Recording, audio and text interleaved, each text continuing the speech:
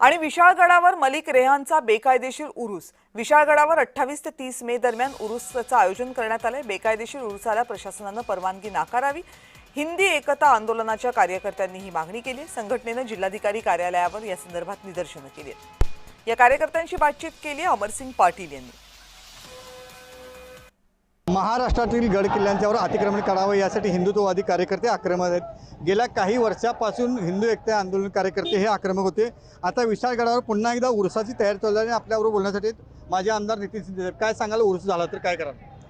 विशाळगडावर मराठ्यांनी मारलेला मुस्लिम सरदार मलिक रेहान याच्या नावानं जर त्या ठिकाणी उरूस भरवायचा प्रयत्न झाला तर एक दंगल त्या ठिकाणी झालेली आहे। गजापुरात आता प्रचंड चीड या विरोधामध्ये महाराष्ट्रातल्या शिवभक्तांच्या मध्ये आहे। आम्ही संभाजी राजेंच्या जयंतीला 14 तारखेला या महिन्याच्याच परवानगी मागितली होती। त्या परवानगीला नाकारण्यात आलं, कारण की तिथं कायदा व सुव्यवस्थेची निर्मिती समस्या तयार होली म्हणून। मग तुम्हाला हा उरूस कसा चालतोय?